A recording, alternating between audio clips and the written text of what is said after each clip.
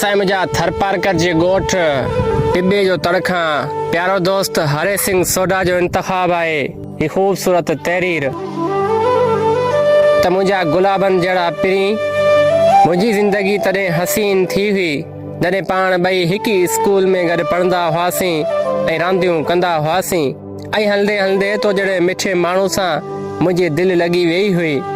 हलंदे हलंदे तो बि चई ॾिनो हो त आऊं बि तोसां प्यार कयां थी ऐं आऊं उहे निंढपण वारा प्यार पंहिंजा कीअं विसारियां जॾहिं चंड पंहिंजी चांडोगी में मगन हूंदो हो ऐं आऊं चंड सां ॻाल्हियूं कंदो हुअसि त हे चंड थोरो इंतज़ारु कर मुंहिंजो राबेल जहिड़ो पिरी अचे ऐं जॾहिं तूं लोक सॼे खां लिकी मूंसां मिठड़ियूं प्यार भरियूं कचेरियूं करणु ईंदी हुई।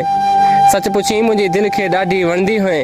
दिलि चवंदी हुई तोखां हिकु पल बि परे न रहां ऐं हा तुंहिंजा अॼु बि उहे वाइदा वचन कोल करार यादि आहिनि जेके तूं मूंसां मिलण महिल कंदी हुई। तूं चवंदी हुई त तोसां मुंहिंजो साह आहे तोखे छॾे भला मां ॿिए कंहिंजी कीअं थींदसि तोखां सवाइ मां मरी वेंदसि। हा तो इहो बि चयो हुयो त पाण ॿई गॾु जीअंदासीं ऐं गॾु मरंदासीं पर पहिरीं अॼु तोखां उहे मुंहिंजा प्यार कोल करार ऐं वचन सभु विसरी विया। तो वञी धारियुनि जे हथ में पंहिंजा हथ ॾिना आहिनि पहिरीं अलाए छो तूं पंहिंजा निंढपण वारा प्यार विसारे छॾिया आहिनि। हाणे त तोखे ॾिठे घणा ॾींहं थी विया आहिनि। अॼु बि जॾहिं राति जो उतरजी थधड़ी हवा लॻंदी आहे त तुंहिंजी यादि एतिरी त सताईंदी आहे जो अखियुनि मां लुड़क कतारूं वेहण लॻंदियूं आहिनि।